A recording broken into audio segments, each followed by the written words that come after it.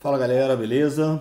A ideia é a gente dar uma pincelada sobre o sistema muscular de forma geral, tá? Antes da gente falar da fisiologia da contração, a gente vai tentar dar uma pincelada geral em fisiologia da contração muscular, em fisiologia, em anatomia do sistema muscular de forma geral, tá? Tentando dar uma pincelada geral aqui em anatomia do sistema muscular e fisiologia do sistema muscular. Então, montei uma apresentaçãozinha básica para vocês, onde a gente vai tentar pegar os principais pontos aqui do sistema muscular.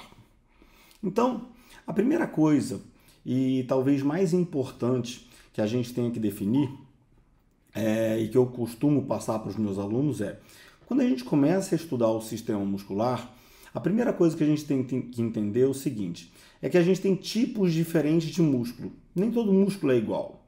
Do mesmo jeito que quando a gente está estudando músculo estriado esquelético, a gente tem tipos diferentes de fibras musculares.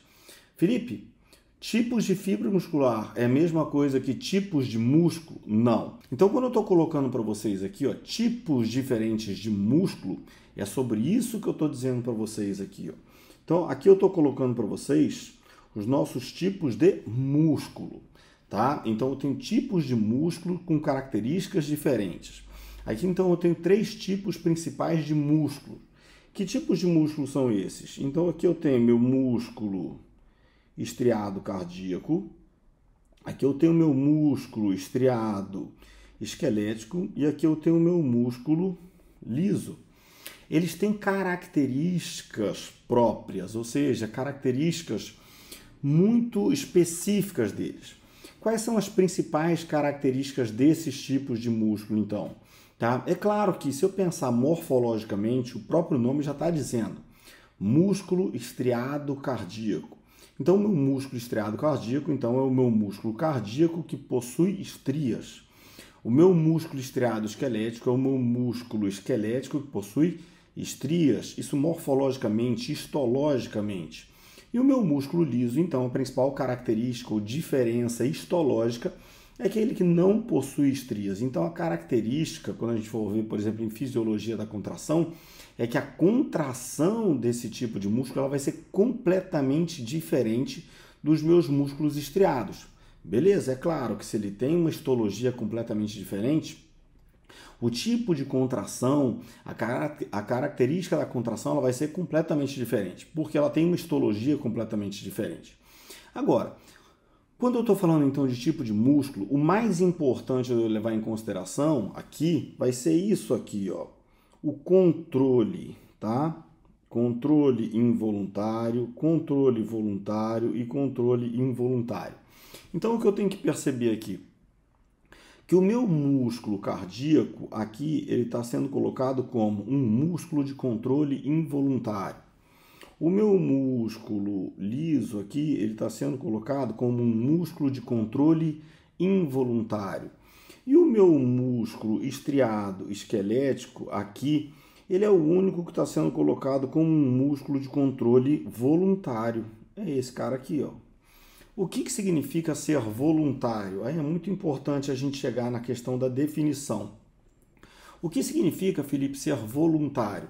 Voluntário significa agir por vontade consciente. Então, significa que eu faço porque eu quero.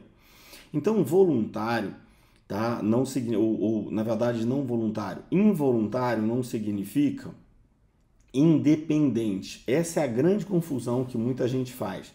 Poxa, Felipe, então, um músculo involuntário significa um músculo independente? Músculo involuntário é aquele músculo que ele é independente da vontade consciente, mas ele não é independente do sistema nervoso ou independente da atuação do sistema nervoso. Então, o nosso sistema nervoso, ele atua sobre os músculos involuntários, só que ele atua de forma independente da sua vontade consciente. Então, mesmo que você não queira, ele vai determinar a contração ou o relaxamento, ou seja, ele vai comandar aquela contratilidade, a elasticidade, o funcionamento daquela musculatura. É isso que acontece, por exemplo, na musculatura lisa. A gente não tem controle voluntário sobre a musculatura lisa. Então, não tem um controle voluntário sobre a minha musculatura do intestino. Então, não vou controlar voluntariamente a velocidade do meu peristaltismo. O que eu controlo voluntariamente? Se eu vou deglutir um alimento ou não. A velocidade com que eu vou mastigar um alimento, isso eu controlo voluntariamente. Agora, a partir do momento que eu engolir, eu não controlo mais isso. Mas o meu sistema nervoso autônomo controla. E o meu sistema nervoso, então, ele é um sistema nervoso autônomo, simpático e parasimpático, sistema nervoso autônomo. E se ele é autônomo, ele é involuntário. Involuntário significa independente da minha vontade consciente. Por que é importante falar isso? Porque autônomo ou involuntário não significa ser independente do sistema nervoso. Ele é uma parte do sistema nervoso, independente da nossa vontade consciente. E quando eu falo do meu músculo estriado esquelético?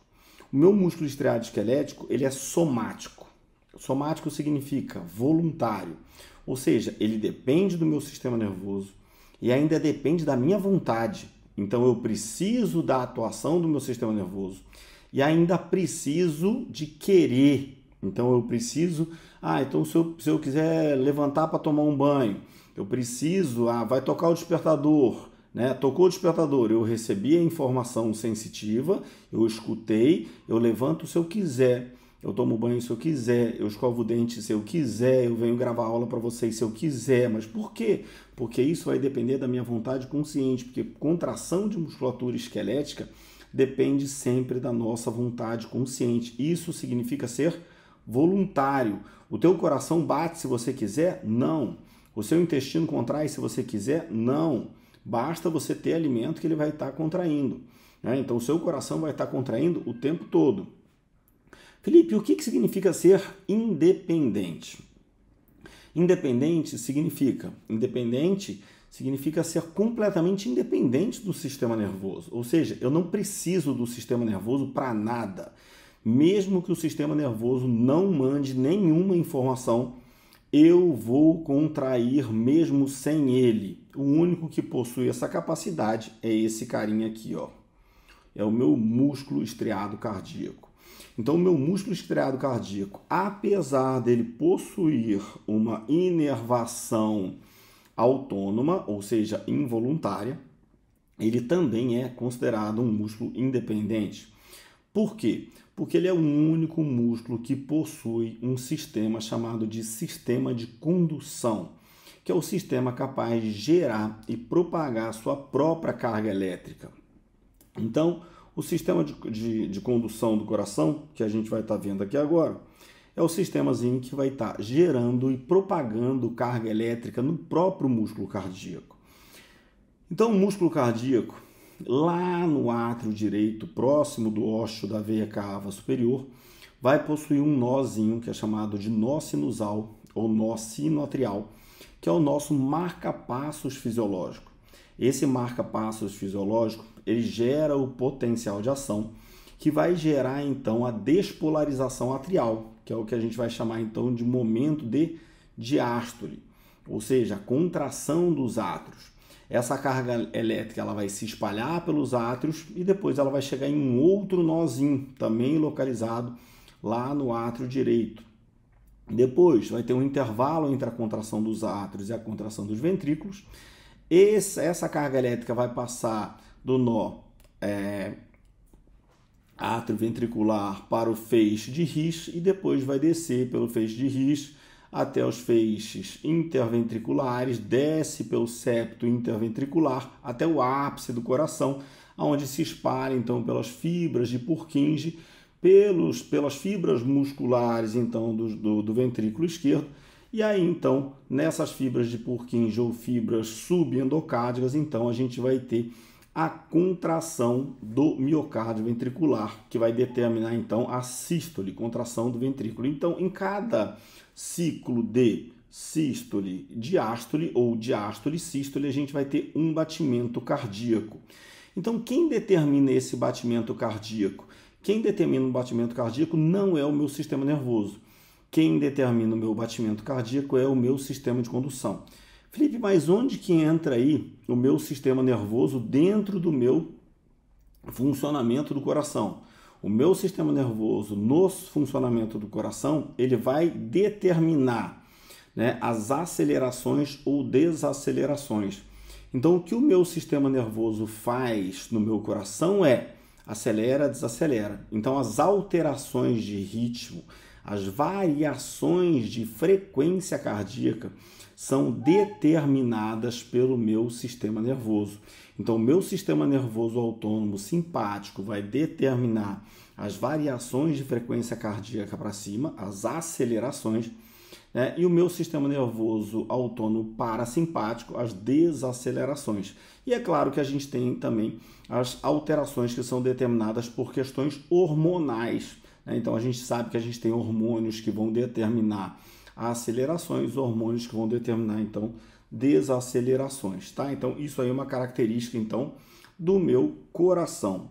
Aqui no próximo, então, a gente vai estar vendo o nosso trato gastrointestinal. Principal, então, exemplo, tá, do que a gente pode estar vendo, então, de musculatura lisa. Então, toda vez que a gente pensa em músculo liso, o que que a gente pensa? Esôfago, estômago, duodeno, jejum, ilho, que são o nosso intestino delgado, todas as porções do intestino grosso, né? Então seco, colo ascendente, colo transverso, colo descendente, colo sigmoide, reto, ânus, todas as porções de intestino, intestino delgado, intestino grosso, estômago, todo o nosso trato gastrointestinal praticamente é formado por musculatura lisa. Os movimentos do trato gastrointestinal, que a gente chama de peristalse ou peristaltismo, são movimentos, então, de musculatura lisa, são movimentos controlados, então, pelo nosso sistema nervoso autônomo. Esses movimentos, então, eles são chamados de movimentos involuntários, tá? Esses movimentos, então, que são movimentos involuntários ou movimentos autônomos, são movimentos, então, completamente diferentes do que a gente vai estar vendo, então, no nosso músculo estriado esquelético. Qual é a grande característica do músculo estriado esquelético? Aqui a gente está vendo, então, os músculos estriados esqueléticos, então, do nosso membro superior esquerdo. E qual é a grande característica? É que a inervação dos nossos músculos estriados esqueléticos, não só do nosso membro superior esquerdo, mas de todos os nossos músculos estriados esqueléticos, é que eles são voluntários, ou seja, eles dependem da nossa vontade própria, ou seja, dependem da nossa vontade consciente para estarem contraindo. Então, se a gente não tem uma vontade consciente, aquilo não vai estar acontecendo naquele determinado momento, né? Que é aquele exemplo que eu dei para vocês. Então, eu preciso querer tomar banho, eu preciso querer levantar, eu preciso querer estar aqui trabalhando com vocês, preciso querer estar dando aula para vocês, porque senão isso não está acontecendo. Vocês precisam querer estar aqui assistindo a aula, vocês precisam querer estar fazendo um curso, vocês precisam querer estar se atualizando, porque não adianta só ter a vontade, você precisa querer, você precisa fazer aquilo ali, tá? Então, senão as coisas não acontecem. Partindo daqui, então, a gente vai estar falando então dos componentes musculares. Então, partindo do princípio que a gente tem 3 tipos de músculo, tá? A gente vai falar então dos componentes musculares. E agora a gente não vai mais estar falando então de músculo cardíaco nem de músculo liso. A gente vai estar falando especificamente de músculo estriado esquelético, que é o que interessa para a gente nessa aula de hoje. Quando a gente fala então de componentes musculares, a gente tem que pensar o seguinte: quem compõe o músculo, né? Quais são as estruturas principais que compõem esse músculo, então? Então, se a gente está falando, então, de componentes musculares, tá? Eu tenho que pensar o seguinte: quais são as estruturas que estão compondo o meu músculo? Então, basicamente, o músculo ele vai ser composto, então, por algumas estruturas básicas, tá? Então, todo mundo pensa o seguinte: poxa, então o músculo ele vai ser composto por ventre e tendão. Basicamente por isso, tá? Então, aqui a gente vai ter tendão, tá? Então, ó, vou ter tendão. E aqui eu vou ter minha parte que vai ser o ventre. Se eu observar aqui, tá? O que é o tendão? Tendão nada mais é do que o ponto de inserção do músculo no osso. Sempre, sempre. Felipe, quantos tendões tem um músculo? Depende. Tem músculos que têm 2 tendões, tem músculos que têm 3 tendões, tem músculos que têm 4 tendões, tem músculos que têm mais tendões. Depende do tipo de músculo. Mas todo músculo tem que ter pelo menos 2 tendões. Nunca vai ter um músculo que tem um único tendão, ou seja, tem uma inserção num ponto só. Por quê? Porque a função do músculo é sempre aproximar um osso de outro ou um osso de outros ossos. Então, eu tenho que ter sempre pelo menos 2 pontos de inserção para ter pelo menos uma tentativa de aproximação de pontos diferentes de inserção. Então, eu vou ter sempre pelo menos 2 tendões, né? E o ventre, tá? Ou os ventres, tá? Dependendo da classificação dos músculos. O que é o ventre? Na verdade, o ventre, então, vai ser a porção carnosa do músculo, a porção contrátil do músculo. E é o ventre que vai ser responsável pelas propriedades musculares que a gente vai falar mais para frente. Que propriedades são essas?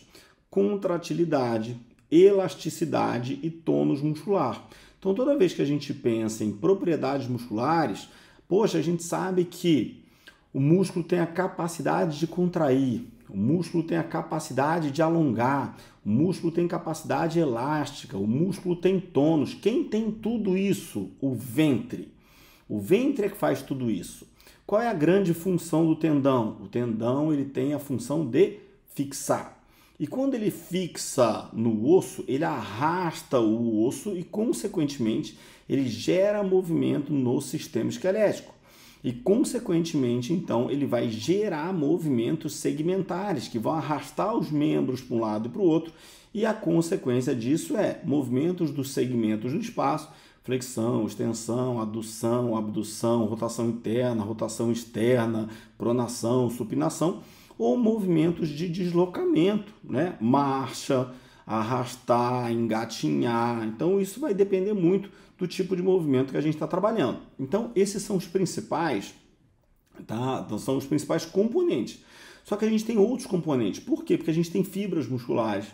E essas fibras musculares, elas são separadas por fáscias, ou são organizadas por fáscias, tá? Então, quem já escutou falar de fáscias, quando a gente compra um pedaço de carne, por exemplo, em um açougue, você vai perceber que a carne ela vem separada por um fino tecidozinho conjuntivo, uma fina membranazinha conjuntiva quase transparente, que vem, né, meio que banhada em um líquidozinho, que parece um líquidozinho sinovial transparente.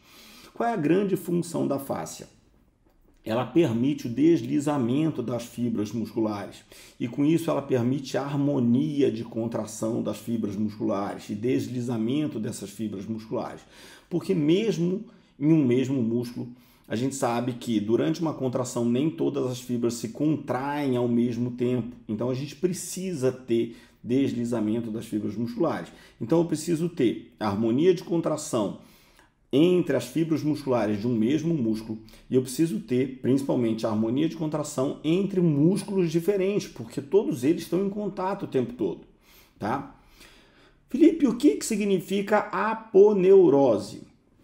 Tá? Então, a aponeurose é a mesma coisa que tendão, só que a aponeurose é um tendão com formato diferente. Então, por exemplo, a gente vai ver mais para frente que a gente tem tendões diferentes. Aqui eu tenho um músculo que ele tem um formato cilíndrico, que a gente chama de um formato fusiforme, né? Então ele tem um formato meio que difusível, tá? Então ele tem um formato gordinho que de repente ele tem uma ponte, como se fosse uma rede, né? Você está deitado na rede e de repente tem o punho da rede que vai afinando e você tem um único ponto de inserção lá.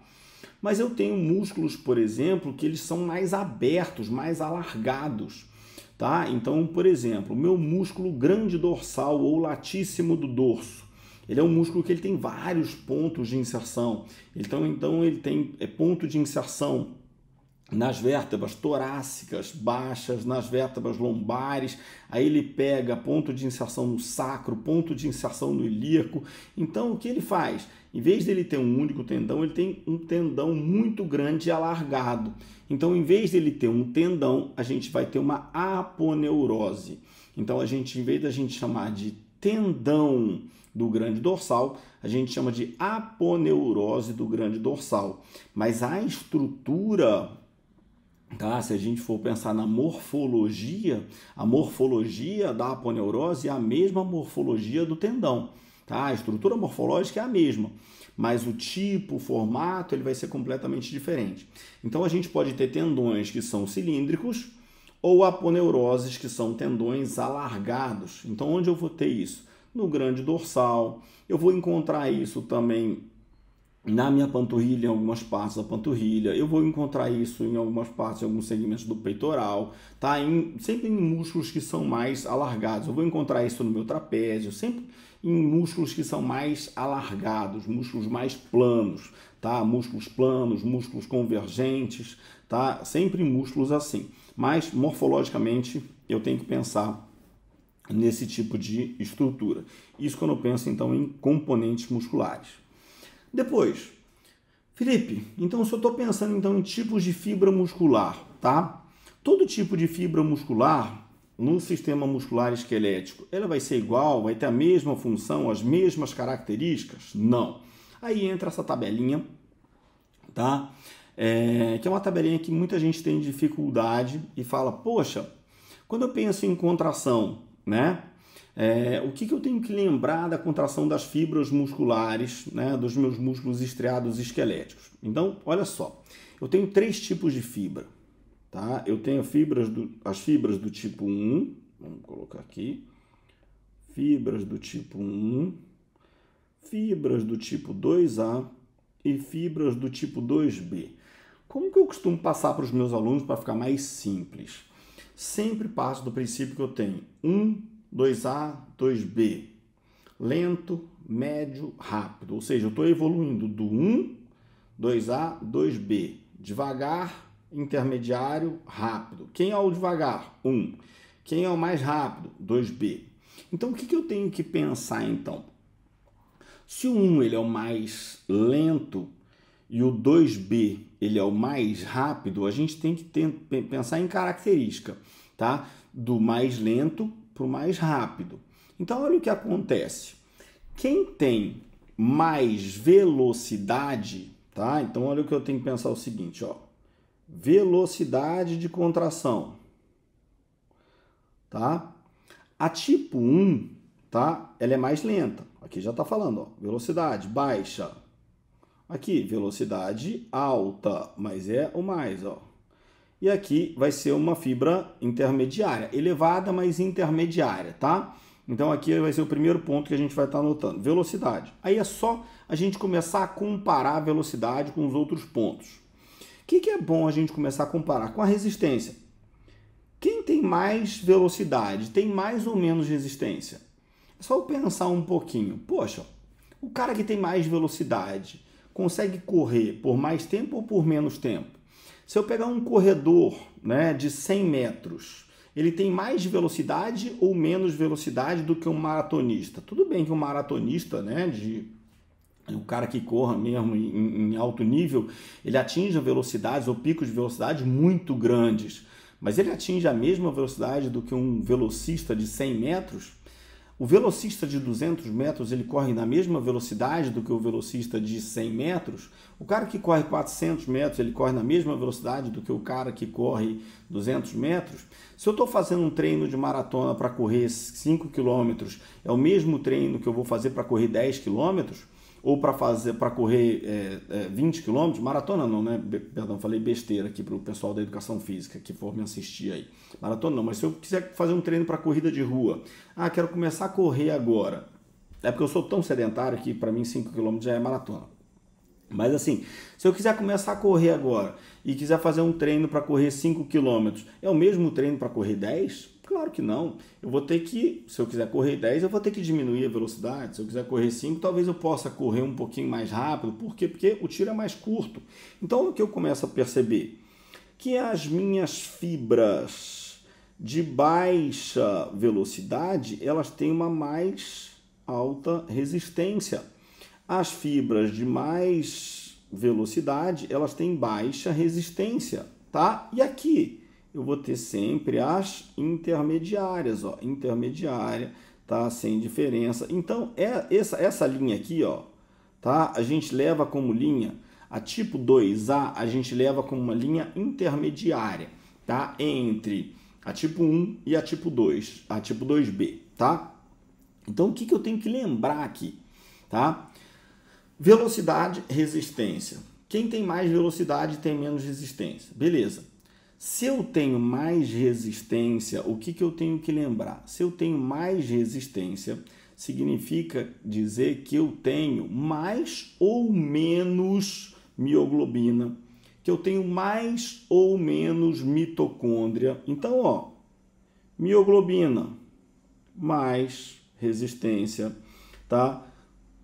Glicogênio não, mitocôndria mais mitocôndria. Então eu tenho mais mitocôndria, eu tenho mais mitocôndria, eu tenho mais mioglobina. Consequentemente, é isso que vai me dar mais resistência. E aqui, ó, eu vou ter baixa de mitocôndria, tá? Aqui eu vou ter baixa de mioglobina e, consequentemente, Felipe, então eu tenho dúvida o seguinte: quem é fibra branca e quem é fibra vermelha? Porque às vezes o meu professor só fala fibra branca e fibra vermelha. Eu tenho que lembrar o seguinte: o que faz a fibra ser branca, o que faz a fibra ser vermelha? Quem faz ser branca, quem faz ser vermelha é isso aqui, ó. É a mioglobina, tá? Então, do mesmo jeito que a hemoglobina faz o sangue ser vermelho, porque a proteína que transporta o oxigênio no sangue, que faz o sangue ser avermelhado, tá? A proteína que transporta o sangue, o oxigênio no músculo, que faz o músculo ser mais avermelhado, também vai tornar esse músculo mais avermelhado. Quem tem mais mioglobina é mais vermelho. Então, qual é a fibra avermelhada? Fibra avermelhada, fibra de contração lenta, tipo 1. Fibra mais esbranquiçada, fibra de contração rápida, fibra tipo 2B. Então, quando a gente fala assim, o fulano de tal tem mais fibra branca, significa que ele tem mais fibra de contração rápida. Então, o que eu tenho que lembrar? Fibra de contração branca, pouca mioglobina. Pouca mioglobina significa o quê? Pouca mioglobina, pouco oxigênio, pouca mitocôndria, né? Contração rápida, baixa resistência. Né? E se eu estiver pensando em fibra de contração vermelha, o contrário. Muita mioglobina, muito oxigênio, muita mitocôndria, baixa velocidade, muita resistência. Felipe, se eu estiver pensando na fibra do tipo 2A, intermediária, então eu vou ter um padrão misto. Felipe, se eu estiver pensando em predominância muscular, onde eu encontro predominantemente no meu corpo fibras rápidas e fibras lentas, ou fibras mistas, eu tenho que pensar o seguinte: aonde eu tenho, por exemplo, músculos que fadigam mais rápido? Os meus músculos que fadigam mais rápido estão predominantemente localizados nos meus membros superiores. Os meus músculos que têm mais resistência estão normalmente localizados nos meus músculos inferiores, tá? Ou seja, nos meus músculos posturais e músculos da marcha.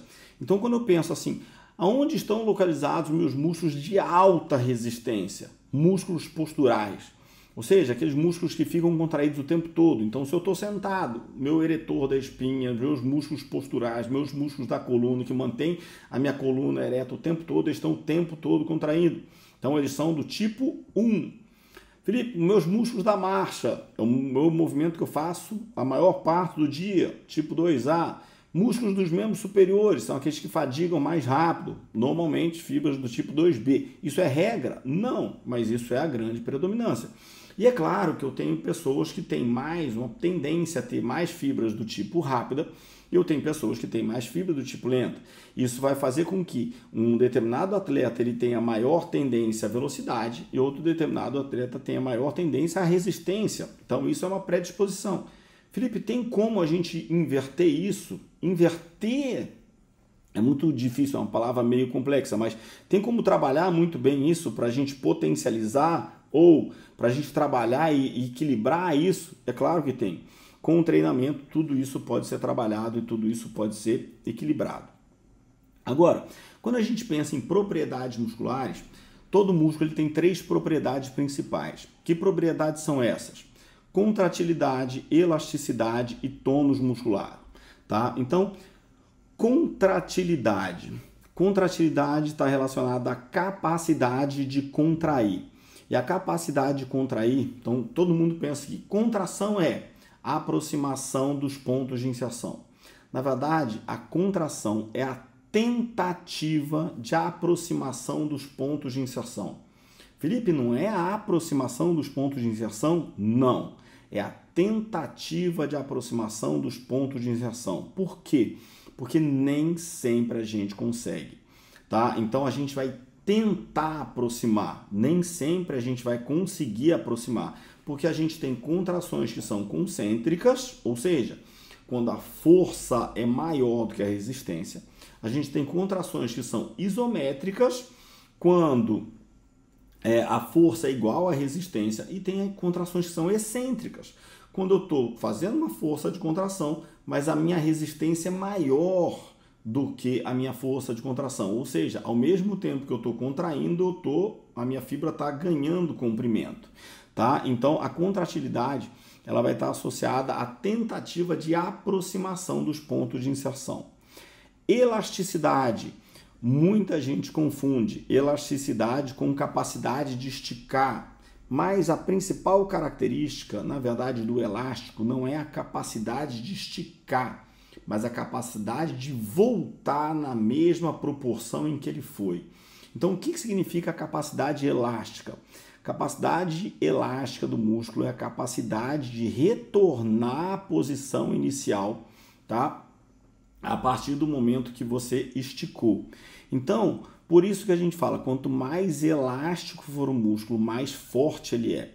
Quanto maior for a capacidade de esticar e voltar à posição inicial, maior é a potência do músculo. Por isso que a gente fala, quanto mais alongado for um músculo, maior vai ser a potência desse músculo. Quanto mais elástico for o músculo, maior é a potência desse músculo. Quanto maior a elasticidade tiver um elástico, maior é a força que esse elástico vai ter. Por isso é muito importante, durante o trabalho muscular, trabalhar muito essa elasticidade muscular para ganhar potência do músculo. E não só trabalhar trofismo, mas trabalhar também elasticidade.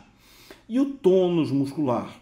Tônus muscular nada mais é do que um estágio de pré-contração do músculo, tá? E quem determina o tônus muscular, na verdade, tá? São questões hormonais. Então o tônus muscular, na verdade, é um estágio de pré-contração. Por quê? Porque se eu pensar que o músculo ele é um elástico, ele não pode nunca estar completamente esticado nem completamente encurtado. Então ele tem que estar no meio termo. Mas esse meio termo, se ele estiver muito esticado, ele vai ter muita capacidade de encurtar.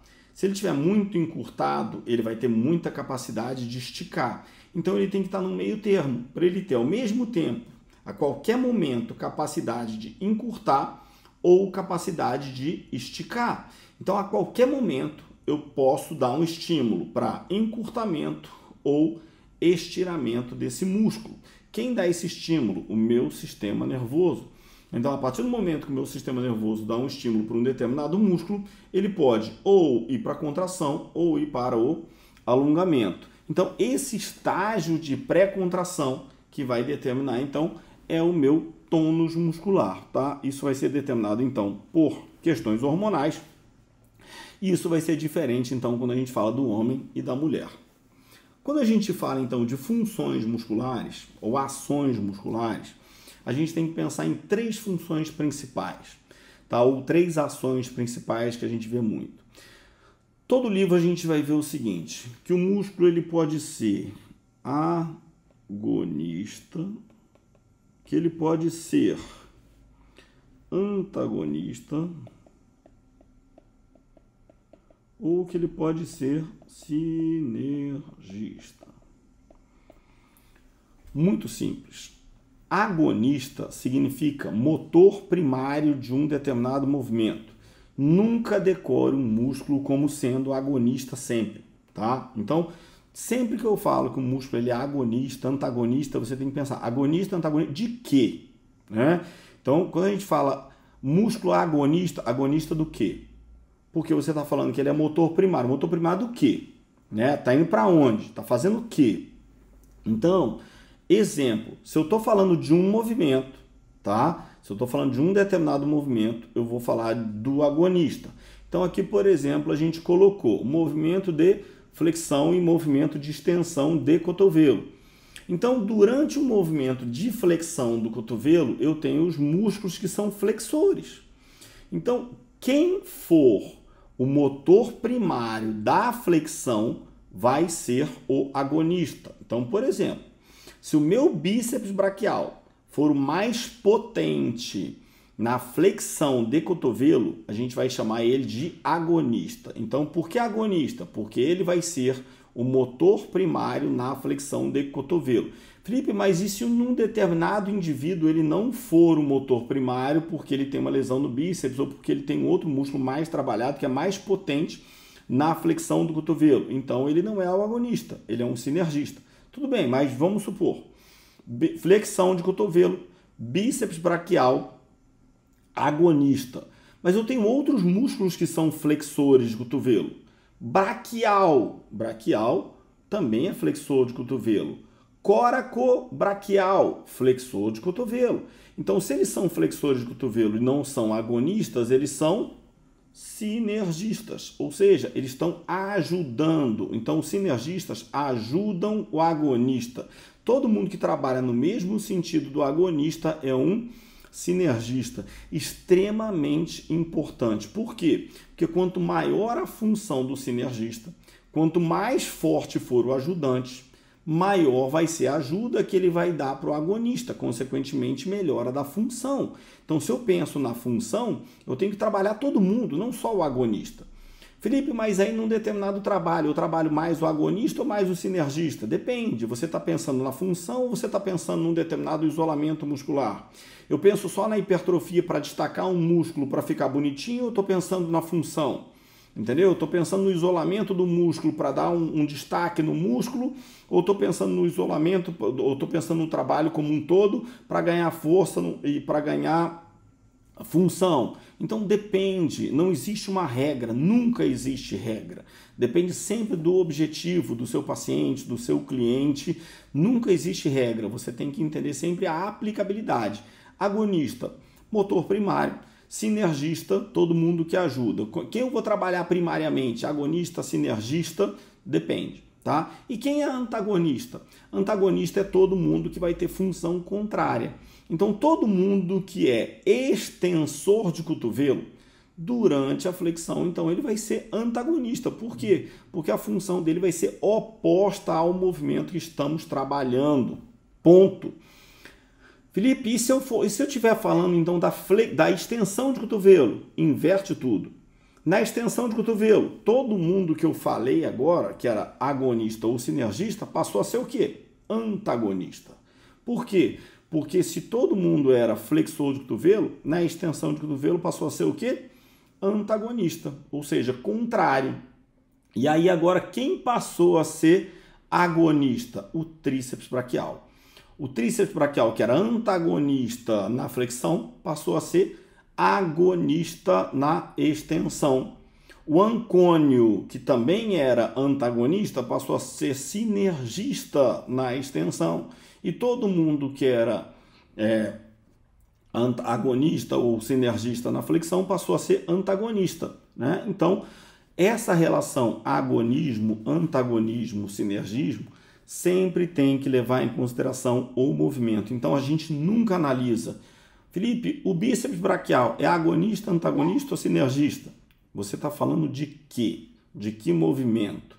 Então, primeiro, o movimento, depois, qual é a função do músculo naquele movimento, tá? Então, não dá para associar um músculo sem falar do movimento, tá? Mesma coisa. Felipe, o músculo trabalha em cadeia cinética aberta ou fechada? Depende de como você está trabalhando. Primeiro, me fala que movimento você está fazendo, como você está fazendo o movimento, aí a gente vai analisar como o músculo está trabalhando, porque qualquer músculo pode estar trabalhando como agonista, antagonista ou sinergista, pode estar trabalhando como cadeia aberta ou fechada, o que vai depender a forma como você está trabalhando. Por isso a gente tem uma diversidade de trabalho gigantesca. Depois disso, unidades motoras. O que é muito importante a gente falar aqui? Todo mundo que trabalha com o sistema muscular, tá? Principalmente o pessoal da fisioterapia, da educação física, que trabalhou com reabilitação ou com treinamento, tem que saber disso. O que é uma unidade muscular? Uma unidade muscular ela é caracterizada por um motoneurônio alfa, que é aquele motoneurônio alfa, então, que é aquele neurônio que tem em seu corpo, né, localizado então lá no corno anterior da medula espinhal, e o seu axônio sai em direção ao músculo e ele vai inervar algumas fibras musculares de um determinado músculo.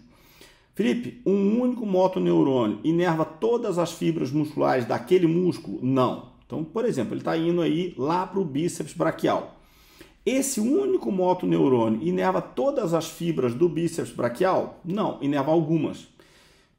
Então, eu tenho alguns motoneurônios alfa chegando no bíceps braquial. Por que é importante dizer isso? Porque quando eu estou contraindo o bíceps braquial ele é voluntário. Ele está recebendo informação de alguns motoneurônios alfa. Vamos supor que eu tenho 10 motoneurônios alfa, então eu tenho 10 unidades motoras. E se meu sistema nervoso estiver mandando informação por 5? Será que todas as fibras musculares do meu bíceps vão contrair? Não. Então, a contração do meu bíceps braquial vai ser muito eficiente? Não. Por quê? Porque nem todo bíceps está contraindo, ou seja, ele não está contraindo por inteiro. Mas eu tenho uma contração? Tenho. Eu tenho movimento? Tenho. Mas a contração ela não está sendo o mais eficiente possível, porque o meu recrutamento de unidade motora ela não é o mais eficiente possível. Tá? Por isso que o aquecimento pré-treino, o aquecimento pré-atividade física, ele é muito importante para recrutamento de unidade motora, ou seja, para despertar, para você chamar mais unidade, para você mandar o sistema nervoso mandar mais unidade motora, ou seja, mais motoneurônio alfa, recrutarem mais fibras musculares, porque quanto mais fibras musculares contraírem, você contrai o músculo de forma mais homogênea e, consequentemente, você distribui a carga pelo músculo como um todo. Isso é extremamente importante, tá? E quando a gente está trabalhando num músculo estriado esquelético, isso vai ser extremamente importante. Agora, quando eu tenho um músculo, por exemplo, que ele é de muita potência e pouca destreza, eu não preciso de tanta qualidade de informação. Então, diferente do que pensam, tá? Nossa, o meu quadríceps ele é um músculo gigantesco, que tem muita fibra muscular. Então, eu preciso de muita unidade motora. Não. Por que não? Porque ele é um músculo que não tem tanta habilidade. Então, qual é a informação que chega? Contrai. A contração ela é muito elaborada? Não. Então, pouca unidade motora. Aonde eu tenho mais unidade motora? Aonde eu tenho mais movimentos finos, mais movimentos elaborados? Então, quanto mais elaborado for o movimento, quanto mais fino for o movimento, mais qualidade de informação tem que vir do cérebro para lá. Então, aonde eu tenho mais unidades motoras? Nos movimentos ou nos músculos que vão para as mãos, para os dedos, lá para os membros superiores. Então, eu tenho muito mais unidades motoras nos membros superiores do que nos membros inferiores. Apesar de eu ter muito mais fibras musculares nos membros inferiores do que nos membros superiores. Então, uma unidade motora significa um motoneurônio alfa e todas as fibras musculares por ele inervadas. Quando eu contraio um músculo, não significa que eu contraí todas as unidades motoras ou todas as fibras musculares e acionei todas as unidades motoras. Então, por isso eu tenho que aquecer um músculo. Aquecer significa recrutar o máximo possível de unidades motoras. Quanto mais unidades motoras eu estou recrutando, então, consequentemente, eu estou distribuindo melhor a carga, então, por todas as fibras musculares. Isso vai me dar uma chance de sucesso na contração muscular, então, muito maior, tá? Aqui, então, o que a gente vai estar vendo vai ser a representação do que acontece quando a gente tem o acionamento. Aqui está aparecendo bem pequenininho, quando a gente está vendo o vídeo, então, o que a gente vê aqui de azulzinho aparecendo lá em cima, tá? É a chegada, então, desses neurônios, então, no músculo, e vocês vão estar vendo ali, se vocês observarem bem pequenininho quando chega, ele está liberando. Quando ele chega lá, ele libera no músculo, mais especificamente na placa motora, a gente vai ter a liberação, então, da acetilcolina no músculo, então, na placa motora. Então, a liberação dessa acetilcolina, né, que é o neurotransmissor na placa motora, é que vai desencadear depois o processo de fisiologia da contração muscular, tá? E aí a gente já vai estar vendo, então, a representação da fibra muscular para a nossa contração muscular. Depois, aqui a gente vai falar um pouquinho de cadeias cinemáticas, que é uma coisa que a galera confunde bastante, tá? Eu vou falar de forma bem simplificada para vocês.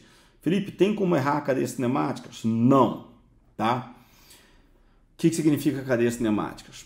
Quando a gente trabalha, quando a gente está estudando, tá? A gente percebe o seguinte: quando eu estou estudando um determinado músculo em qualquer livro, ele sempre aparece assim: origem, inserção, ação, inervação, vascularização.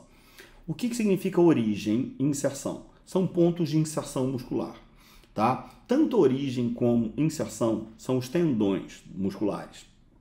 Mas origem e inserção são pontos de fixação. Só que didaticamente, origem é o ponto de inserção proximal, inserção é o ponto de inserção distal. Mas é só para a gente parar para pensar. O músculo ele pode contrair, tá? Se eu tenho um músculo, ele está nesse sentido, eu posso contrair o músculo fazendo isso, ou eu posso contrair o músculo fazendo isso.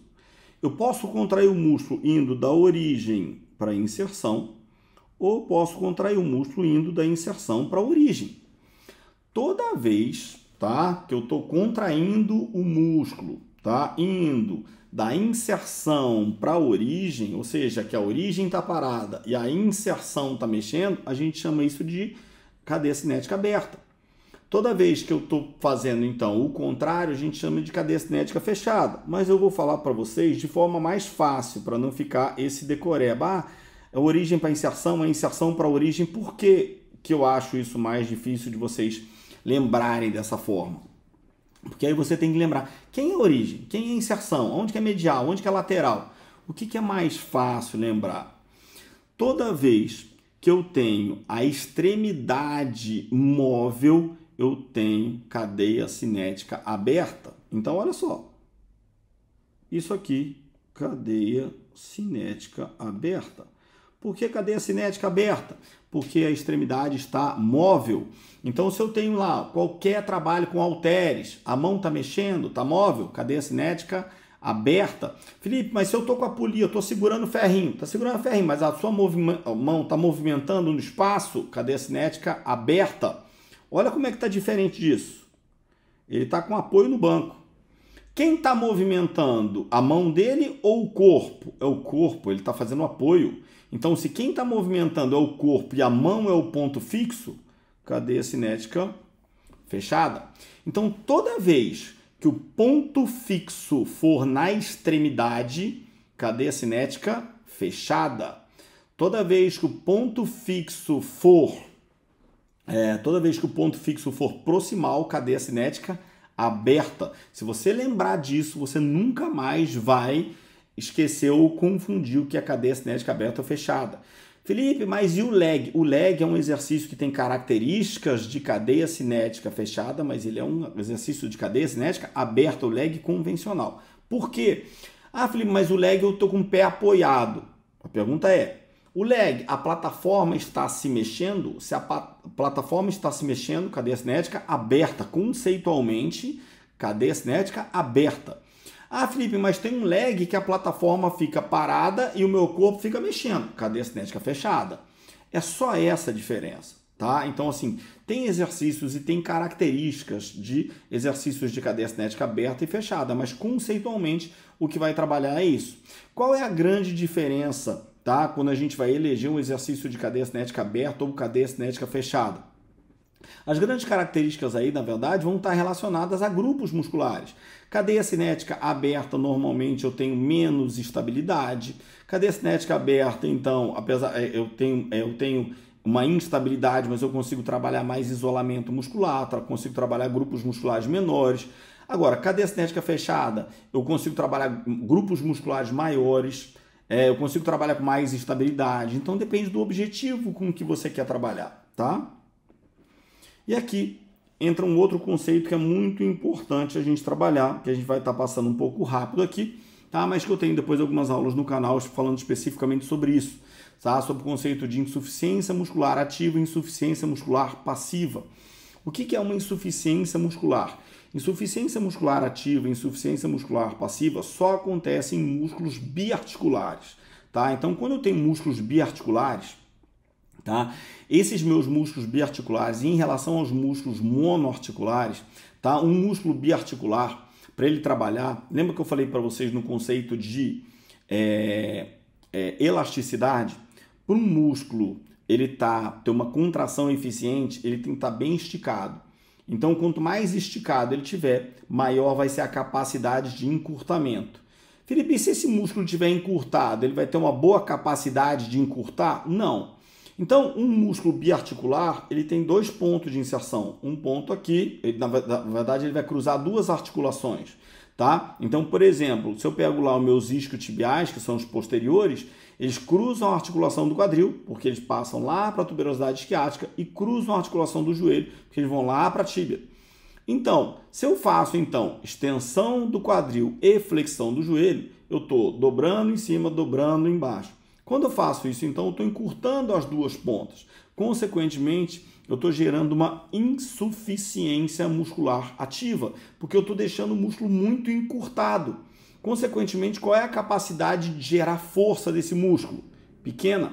Então, o que significa uma insuficiência muscular ativa? É quando eu tiro a capacidade de gerar força de um músculo biarticular, porque eu gero um encurtamento das 2 extremidades. Isso gera uma insuficiência muscular ativa do músculo biarticular em detrimento do monoarticular, ou seja, eu potencializo a força do mono. Então, quem está sendo potencializado nesse caso aí? Nesse caso aí, quem está sendo potencializado, então, é o mono. No caso, na extensão de quadril, o glúteo, tá? E a extensão passiva vai ser o contrário, vai ser no caso do estiramento, tá? Depois, quando a gente pensa, então, em músculos esqueléticos aqui, a gente vai ter um breve resumo aqui de músculos esqueléticos, né? Aqui em vista anterior e vista posterior. E a gente não pode esquecer, que os músculos esqueléticos também, eles podem ser caracterizados, tá? De acordo com o tipo de fibra ou de acordo com o formato de fibra. Sempre a gente tem que lembrar no formato das fibras. Felipe, mas eu não consigo decorar uma série de coisas. Tudo bem, mas lembra do sentido da fibra. Por quê? Porque toda contração sempre vai acontecer no mesmo sentido da fibra. Então, se eu sei que o músculo ele é quadrado, se ele é unipenado, se ele é convergente, se ele é um bíceps, se ele é bipenado, se ele é um tríceps, se ele é fusiforme, sempre ele vai acontecer naquele sentido da fibra. Então, se eu conheço o sentido da fibra, eu posso até não lembrar, tá, especificamente o nome da classificação, mas eu sei trabalhar aquele músculo, eu sei liberar aquele músculo, eu sei fortalecer aquele músculo. Por quê? Porque eu sei em que sentido aquele músculo trabalha. Então isso é extremamente importante para todo mundo que trabalha, principalmente fisioterapeuta e profissional de educação física, tem obrigatoriamente que saber, tá, as características morfológicas aí, de formato de fibras musculares, porque eles vão trabalhar em cima disso, no fortalecimento e na reabilitação, tá? E sem conhecer esse tipo de fibra, como é que você vai trabalhar a liberação de um músculo, fortalecimento de um músculo, tratamento de um músculo, se você não sabe, né, o sentido da fibra muscular? E para trabalhar contração, alongamento, relaxamento, liberação de um músculo, você sempre vai ter que trabalhar em cima disso.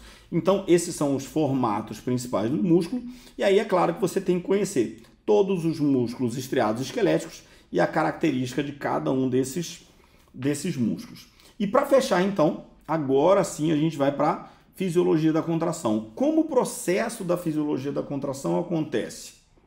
Aqui eu coloquei mais didáticozinho, tá? Para a gente ir pegando um passo a passo. Mas de forma bem resumida, tá? Quando a gente fala em fisiologia da contração, a gente tem um passo a passozinho, tá? Eu penso na minha fibra muscular, tá? E toda fibra muscular, como eu falei para vocês lá no começo, tá? Eu tenho a fibra muscular e toda fibra muscular estriada esquelética, ela depende do meu sistema nervoso, ela é somática. Quando eu falo que depende do meu sistema nervoso, então eu dependo da minha carga elétrica. Então, quando eu tenho a despolarização, né, e eu tenho a geração do potencial de ação, esse potencial de ação, então, que vai ser o essencial para a liberação do neurotransmissor, que vai desencadear todo o processo. Então, eu coloco aqui algumas características, tá, de fibra muscular esquelética. Ó, cada fibra estende-se por todo o comprimento do músculo, tá, e é inervada por uma terminação nervosa. A gente vai ter o sarcolema, que nada mais é do que a membrana plasmática, mais uma camada de polissacarídeos. A gente vai ter o sarcoplasma, tá, que vai ser o citoplasma da fibra muscular. A gente vai ter o retículo sarcoplasmático, tá, que vai ser uma estrutura, uma organela extremamente importante, porque nesse retículo sarcoplasmático, então, que a gente vai ter o armazenamento de cálcio, que vai ser a estrutura aí que vai desencadear todo o processo de contração muscular entre as proteínas musculares, actina e miosina, como a gente vai ver lá na frente, e a gente vai ter as fibras musculares. Então, isso aí que vai estar tudo envolvido no processo da contração muscular. E a gente vai ter as miofibrilas, tá? Actina e miosina. Aqui, então, a gente tem a fibra muscular, tá, em corte aí, tá, onde a gente vai ter, então, o subsarcolema e os núcleos aí, as miofibrilas e os capilares aí aparecendo em destaque para vocês. Cada uma dessas fibras aí contém mais ou menos 1.500 filamentos de miosina e 3.000 filamentos de actina. Isso aí, na verdade, uma estimativa, tá? Essas extremidades do filamento de actina estão interligados aí ao disco Z, tá? Que são outras proteínas aí filamentosas. A gente vai ter o sarcômero, tá? Que vai ser a unidade contrátil aí, tá? Que vai ser a porção da miofibrila situada entre dois discos Z sucessivos, e a gente vai chamar o sarcômero, então, de unidade contrátil do nosso músculo estriado esquelético. E a gente vai ter também uma tinina, que é a proteína com peso molecular de 3 milhões, que contém a posição que mantém a posição da actina e da miosina. A tinina ela é extremamente importante para a manutenção dessa posição molecular aí, dessa posição da actina e miosina, tá? Felipe, mas a gente não fala muito da tinina, ou a gente não escuta muito falar da tinina. A gente vai escutar muito falar da tinina quando falta a tinina, tá? Então, na fisiologia da contração muscular, a gente fala de quem? A gente fala da actina e da miosina, tá? Mas quando falta a tinina, aí a gente vai ter distúrbios musculares, como a gente vê, por exemplo, em doenças musculares, tá? Para quem estuda fisioterapia e vai estudar, por exemplo, doenças neurológicas como as miopatias, a gente vai estudar algumas doenças que na causa da tinina, na causa da falta da tinina, a gente vai ter em algumas miopatias, alguns distúrbios musculares aí que a gente estuda então nas miopatias, tá? Aqui um resumozinho, tá? Rápido aqui também, tá? Dos fascículos musculares, da fibra muscular, da miofibrila, tá? E depois dos filamentos, e aí a gente vai desmembrando até a gente chegar nos miofilamentos, então, e nas fibras, né? Nos filamentos de actina e miosina. Aqui as bandas, tá? A banda A, a banda 1 e a fibra muscular propriamente dita. Aqui a gente consegue ver, então, aqui a gente está num corte histológico de 10 nanomilímetros, tá? E aqui a gente pode ver, então, a principal característica, né, do músculo estriado esquelético em corte histológico, que é, na verdade, a presença das estrias. Aqui, então, a gente começa a falar, então, da sequência, que é o mais importante para a gente, tá? A sequência de eventos da contração muscular, tá? Então, a primeira coisa que acontece, chegada do potencial de ação. Potencial de ação do nervo motor, tá? Quem é esse nervo motor, então? Nosso motoneurônio alfa. É claro que o nervo não é o motoneurônio alfa, tá? O motoneurônio alfa vai ser o componente desse nervo. Então, o nervo vai ser formado por um conjunto de motoneurônio alfas. Esse conjunto de motoneurônio alfas, então, vai ser o responsável pela secreção de acetilcolina na placa motora, tá? Essa secreção de acetilcolina na placa motora vai desencadear na placa motora, então, o potencial de placa motora, tá? Depois, isso quando acontece lá na placa motora, então, quando desencadeia esse potencial na placa motora, a gente vai ter potencial de ação na fibra muscular, Felipe, o que significa potencial de ação? Potencial de ação significa, toda vez que você tem um potencial, significa dizer que alguma coisa pode acontecer. Ou seja, significa que você deu o potencial para que aquilo aconteça, tá? Então, a partir do momento que você deu o potencial, significa que você atingiu o limiar. Então, quando você atingiu o limiar e você tem o potencial de ação, significa que você vai, a partir do limiar, ter liberação de cálcio dos retículos sarcoplasmáticos. Então, a chegada do potencial de ação na fibra muscular induz a abertura de canais de cálcio no retículo sarcoplasmático. A abertura dos canais de cálcio nos retículos sarcoplasmáticos, né, faz com que aconteça a liberação de cálcio. O cálcio vai provocar a atração entre actina e miosina lá no meu sarcômero. Então eu tenho fibras que são intercaladas, miofibrilas que são intercaladas de actina e miosina, e aí então eu vou ter o deslizamento, né, de actina e miosina.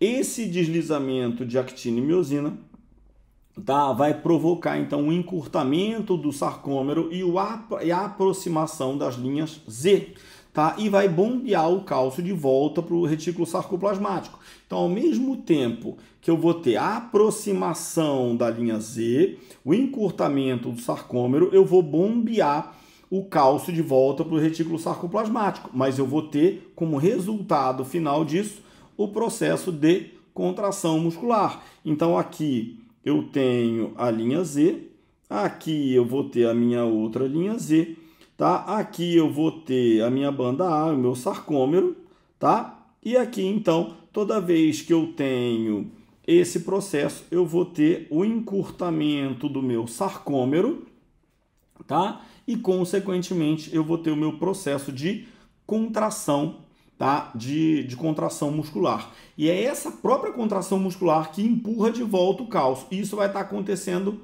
o tempo todo, tá? Os filamentos de actina, né, eles são formados, então, por 3 componentes proteicos, tá? Que são a actina, tropomiosina e a troponina, tá? A actina vai ser o sítio ativo para a ligação da miosina. A tropomiosina vai encobrir o sítio ativo da actina, isso falando então de moléculas. E a troponina, então, tá? Quando o cálcio liga-se à troponina C, vai movimentar a tropomiosina e vai descobrir o sítio ativo da actina. Felipe, como que isso acontece? Isso aí vai ser a representação molecular, tá? E quando a gente pensa na miosina, a miosina então vai ter 6 cadeias polipeptídicas, 2 pesadas, que são chamadas de caudas, e 4 leves, que são chamadas de cadeias. Dentro da parte de fisiologia ainda, a gente vai ter a parte de pontes cruzadas, tá? Que são os braços e cabeças, tá? Com atividade de ATPases, tá? De moléculas de miosina, tá? Que a gente pode ver então nesse corte histológico aqui.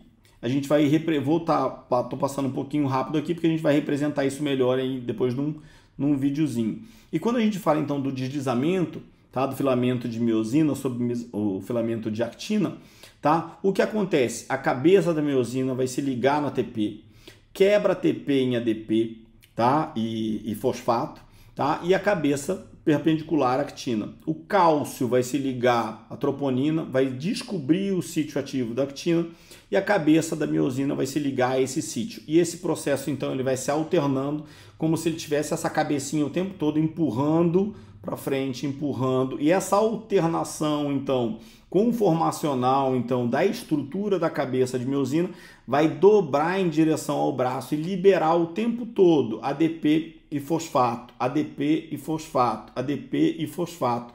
E uma nova molécula de ATP vai se ligar na cabeça da miosina e vai soltar a de actina. Isso vai acontecer o tempo todo, como está acontecendo aqui na ilustração, ó.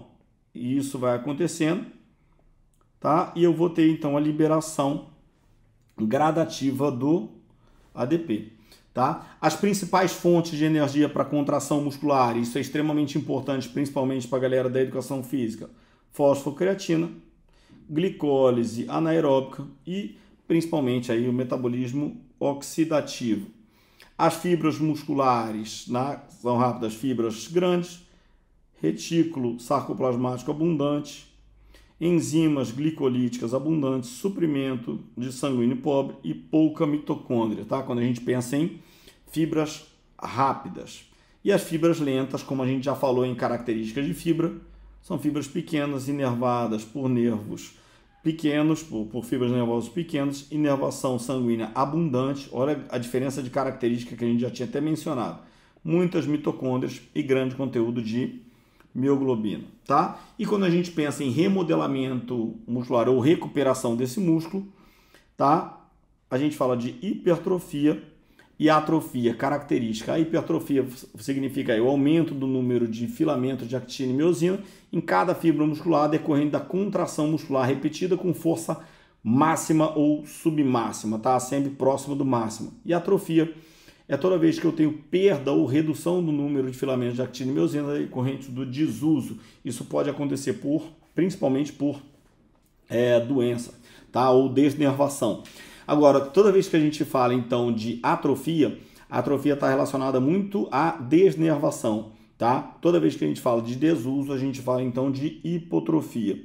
E aqui então, uma breve representação dessa parte molecular que a gente estava falando. Então, toda vez que a gente fala então da representação molecular do deslocamento, é mais ou menos isso, a cabecinha empurrando, é mais ou menos isso que está acontecendo. Mas o processo da fisiologia, que é o que a gente consegue descrever melhor, é chegada do potencial de ação na fibra muscular. A chegada do potencial de ação vai fazer com que haja liberação do neurotransmissor.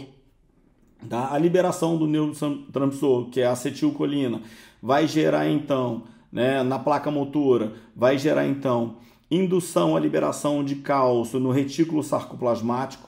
A liberação do retículo, a abertura de cálcio do retículo sarcoplasmático vai induzir a liberação de cálcio na fibra muscular. O cálcio presente na fibra muscular vai induzir a aproximação de actina e miosina. A aproximação de actina e miosina vai gerar um encurtamento do sarcômero. Encurtamento do sarcômero, resultado, contração muscular. Ao mesmo tempo que eu tenho contração muscular por encurtamento do sarcômero, eu bombeio o cálcio de volta para o retículo sarcoplasmático e aí eu tenho o retorno o tempo todo para o processo inicial e com isso a gente vai voltando gradativamente o tempo todo. Esse processo vai se reciclando o tempo todo.